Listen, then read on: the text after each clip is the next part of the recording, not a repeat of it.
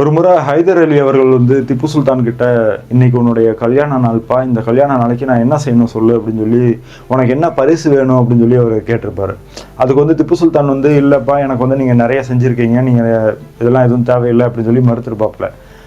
அதுக்கு வந்து அவர் வந்து அந்த மறுப்பை வந்து ஏற்றுக்காம தொடர்ச்சியாக வந்து கேட்டுக்கிட்டே இருப்பார். அதனால வந்து அவர் என்ன சொல்லுவார்னா, அதாவது திப்பு சுல்தான் என்ன சொல்லுவார்னா, எனக்கு வந்து ஒரு லைப்ரரி வேணும், அதாவது ஒரு நூலகத்தை வந்து அமைச்சு கொடுங்க அப்படின்னு சொல்லி கேட்டிருப்பாரு.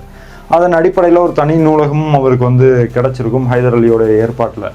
அந்த அளவுக்கு வந்து திப்பு சுல்தான் வந்து படிப்பின் மீது ஒரு ஆர்வத்தை இப்போ வச்சிருந்தாப்புல.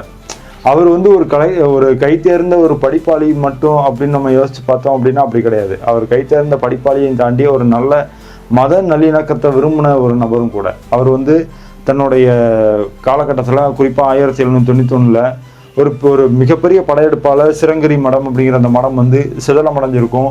மிகப்பெரிய அதை வந்து தரமட்டமாக ஆக்கிட்டு போயிருந்திருப்பாங்க அந்த படையெடுப்பை நிகழ்த்தினவங்க. அந்த படையெடுப்பை வந்து அந்த படையெடுப்பு வந்து நடந்தபோது அந்த மடத்தில் இருக்கக்கூடிய செல்வங்கள் எல்லாமே வந்து சூறையாடப்பட்டிருக்கும்.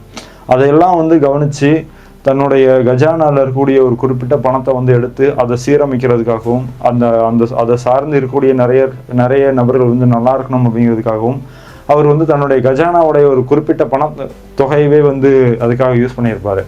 அது மட்டும் இல்லாமல் ஒவ்வொரு வருஷமும் இவ்வளோ வராகன்களை வந்து இந்து கோயில்களுக்கு கொடுக்கணும் அப்படின்னு சொல்லி அதில் ஒரு செக்டாருக்கு ஏறக்குறைய ஒரு 1,00,000க்கு மேலே அந்த வராகன்களை வந்து இந்து சமயங்களுக்கும் இந்து சமயம் சார்ந்த ஸ்தாபனங்களுக்கும் அவர் வந்து கொடுத்துட்டு இருந்தார். அந்த அளவுக்கு மதச்சார்பின்மை அப்படிங்கிற ஒரு விஷயத்தை அவர் வந்து வச்சிருந்தாப்புல. அது வந்து ரொம்ப மிக முக்கியமாக பேசப்பட வேண்டிய ஒரு விஷயம், அதுவும் திப்பு சுல்தான் கிட்ட. இப்படிப்பட்ட இந்த விஷயத்தை தான் வந்து நான், அதாவது உங்களுக்கு இந்த வார செய்தியாக வந்து நான் சொல்ல விரும்பினேன்.